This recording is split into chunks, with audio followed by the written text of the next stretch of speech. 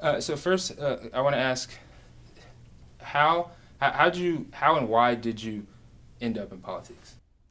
You know, I first ran for office as a mom, advocating for more funding for our public schools and a better life for our teachers. That was my entree into politics. I was seeing firsthand the impacts of really large cuts to K through 12 as well as cuts to higher education.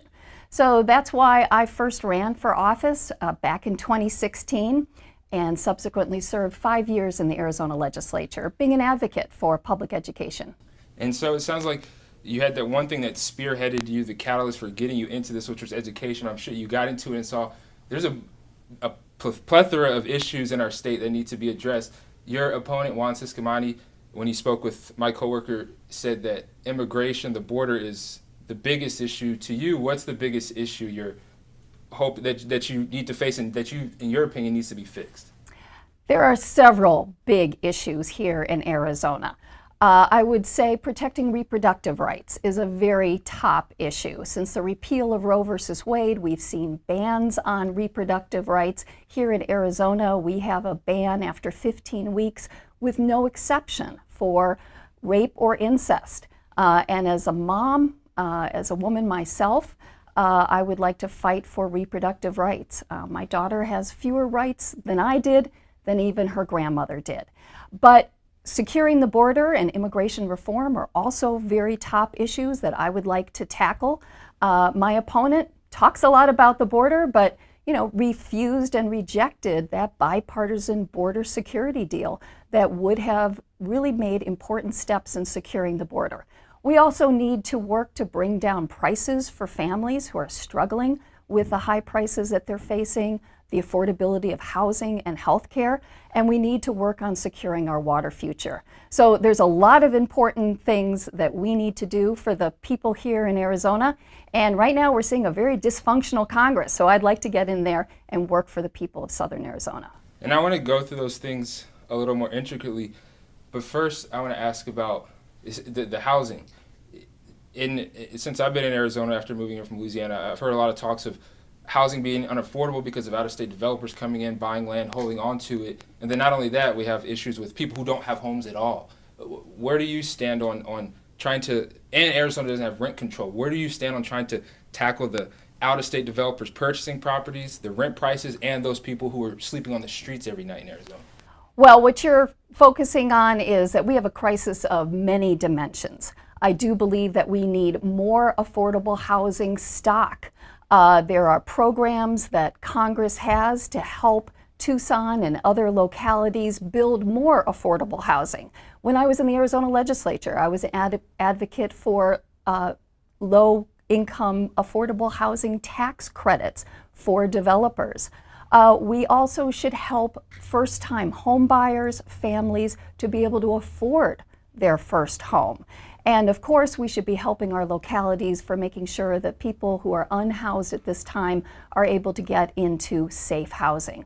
So the affordability of housing is such a critical issue because we know it is a keystone to the stability of our families. And so getting on top of that issue, having Congress engaged on that issue is a top priority. And now going back to the border, we live in a border state. It's one of the few areas where people can come from the southern border to get into the United States. Where do you stand on our border, the current policies we have, and what needs to be done to not necessarily say people can't come to this country because they see it as such a great place, but to also just get things a little more under control compared to what they've been in the past few years? And I think that we can all agree that neither political party has done a good job with respect to the border. We saw with former President Trump was separating families at the border. We've seen that President Biden was very late to the table to realize what was going on at the border. I was very, very concerned that we missed a huge opportunity. My opponent rejected, with other House members of his party, the bipartisan border security deal that would have brought billions of dollars to securing our border, stopping the flow of fentanyl through primarily coming through our ports of entry, and hiring asylum officers and immigration judges to process the many people who have been coming to the border. So it would have secured the border and also helped us in getting on top of the very real issue of the fentanyl crisis and human smuggling. My opponent rejected it because President Trump told him to keep the border a crisis. That was a bipartisan bill that I would have supported because we do need help with our border here in Arizona. We have seen time and time again politicians, just politicking on the border, taking photo ops, and not actually solving the issue. And unfortunately, that's also true of my opponent. How are you going to go about working with your constituents to again, handle what some would call a crisis? Well, the constituents here favored that bill. It was endorsed by the Border Patrol Union, it was endorsed by immigrant groups, and it was one in which President Biden was ready to sign it. So I think there is the background and support for that bill. What we haven't had is the political will to actually solve this issue rather than keeping it a political crisis. So I would like to go to Congress, really represent the people of Southern Arizona, and come and embrace solutions. You also mentioned immigration. We need to have more legal pathways for citizenship. And I think there's a lot of support for that. Pathways for citizenship for our dreamers, people who really know no other country except ours and are here putting down roots. We need to make sure that they are secure. And so now I want to ask, I've talked to people, and it seems that whether it's on either side of the aisle, people, Democrat or Republican or what have you, don't necessarily say people shouldn't be welcome to this country, but for the people who spent years through the legal process to get to it, they say it's unfair when you have people who just come to the border and get in on asylum. Even if those people are just normal, everyday people seeking a better life, do you think shutting the border down completely temporarily is a way that we need to go? Well, once again, I'd go back to that bipartisan bill that was negotiated by one of the most conservative members of the Senate, our own Kyrsten Sinema, an independent, and a Democrat. And one thing that it did is it put real resources into that asylum process to process the people who are coming to the border. Many of those, probably by far the majority, will not make it to have asylum. But it would have been a way to bring order to the border, and also, as I said, to put more boots on the ground so that we're actually tackling the drug issues and the human smuggling issues. These are real issues. Half of the fentanyl coming into the United States is coming across the southern border, mostly through our ports of entry. And we need to make sure that we're stopping that. So that we need an orderly process so that we can really focus on the drug smuggling and the human smuggling that's going on. How do you go about tackling all of the fentanyl that's already here? That is another issue. We have a real demand for it here, and we need to make sure that that demand is coming down. Really reaching out into the community. There's a lot of good programs out there to help people with their addiction and get them off of fentanyl, to stop kids from buying those pills through social media. That is a top issue that we need to tackle because it is really hurting families. And once again, that bipartisan bill had resources for Drug Enforcement Agency to help tackle this issue. What's your take on the spending by both sides, and if we need to come back down on it, put more money into the district, et cetera? Well, we need to bring down the national debt. That's a top issue. I wish that my opponent was a supporter of the legislation in Congress, which is promising to bring down that debt by enabling Medicare to negotiate down the price of prescription drugs, which is actually going to save the federal government $6 billion the first year that it's in effect. I think we need to be pushing forward those types of solutions that will really save the government money, and it also save consumers and our seniors money on things like prescription drugs. And now let's stick with prescription drugs, but healthcare as a whole. Many people some people will argue that it seems like healthcare has become more of a luxury rather than other people who would argue it should be a right.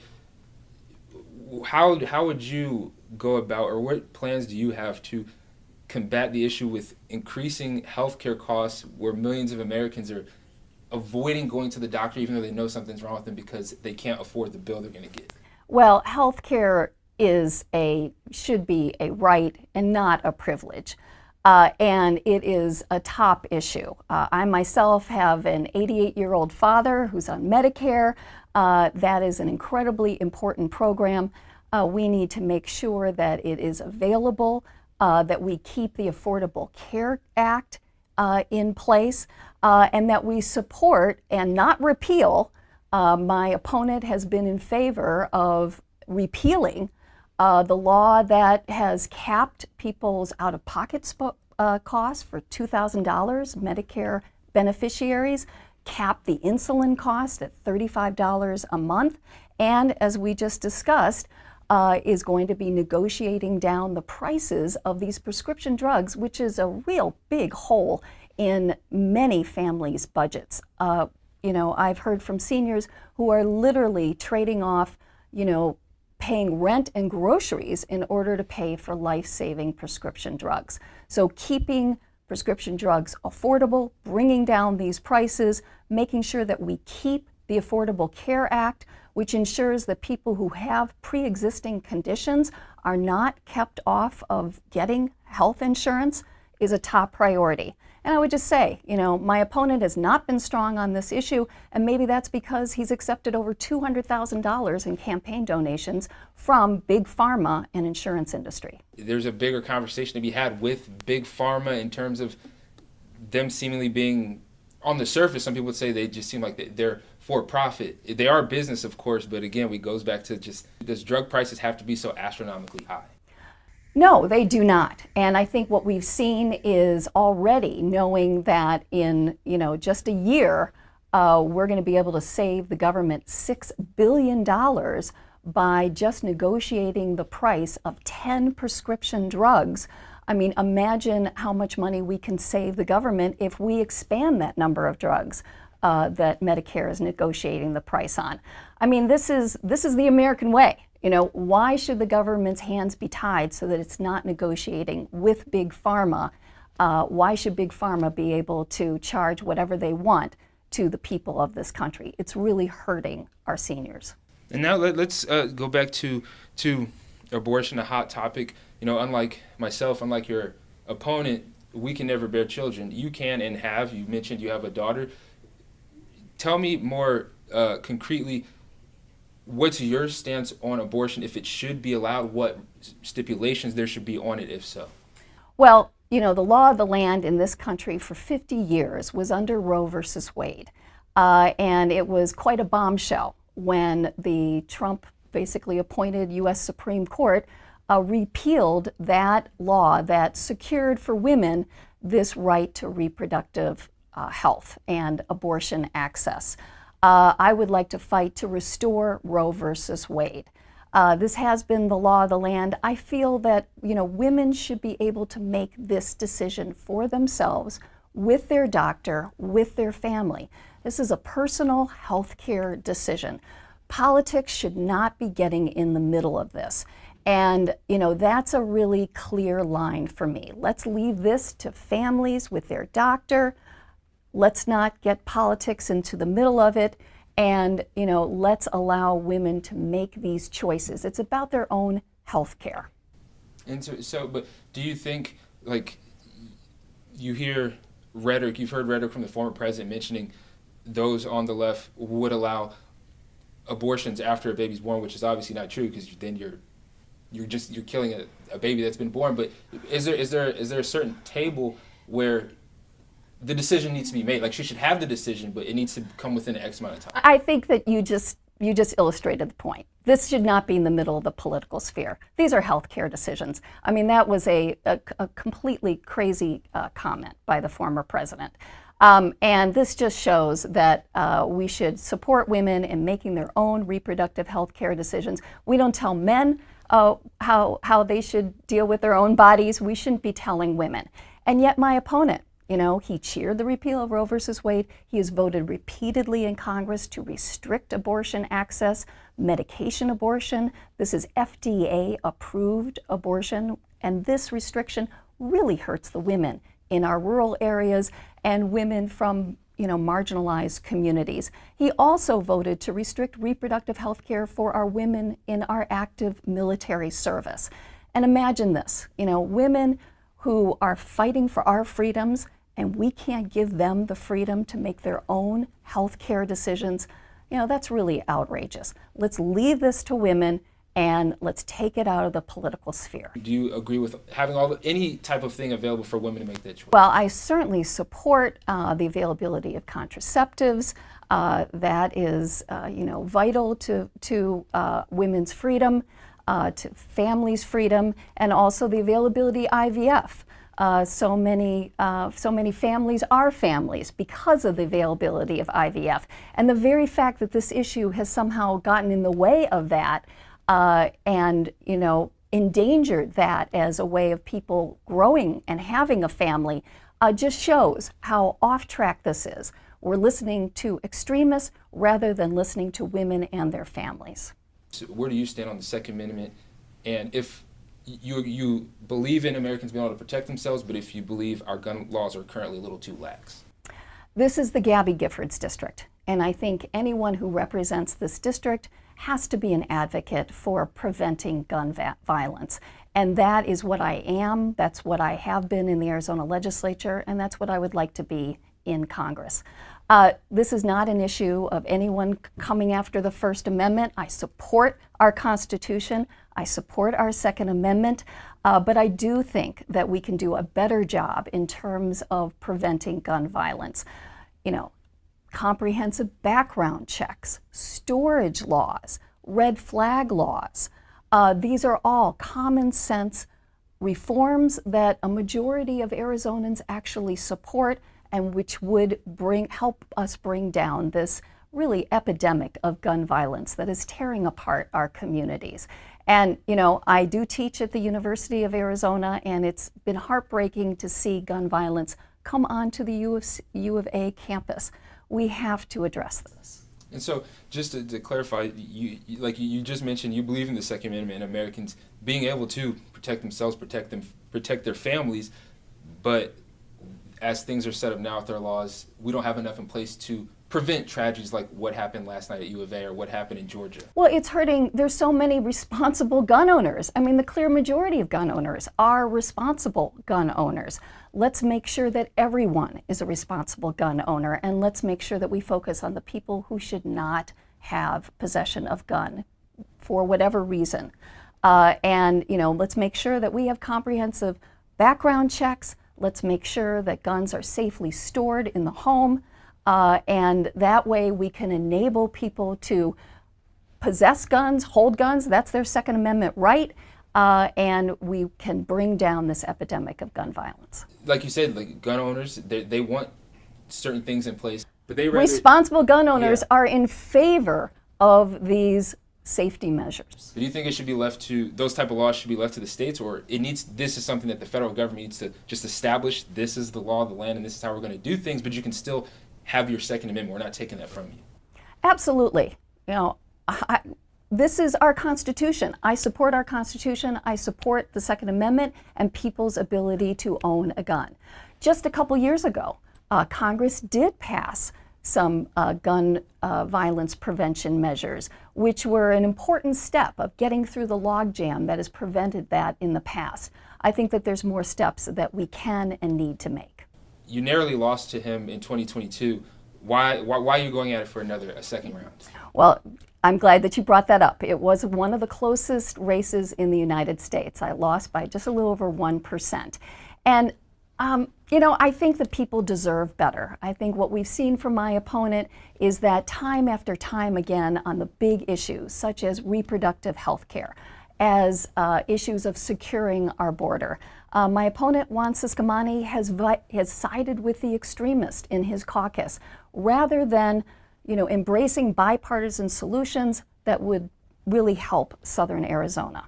And not just anything else you might want to add about your race, your second time around in the race as we approach a little over maybe like a month and a half until the residents are going to ultimately decide. It's very soon. It's right around the corner. And this is a critical time for our country and a critical time for Arizona. I really think it's a choice for voters. You know, do we want to go forward? Do we want to embrace freedom? Do we want to leave these personal issues such as reproductive rights, access to abortion to women, their families, and their doctors? Or do we want to go backwards to 1864? We don't want to go back. I don't believe we want to go back to 1864. I know my daughter doesn't want to go back to 1864.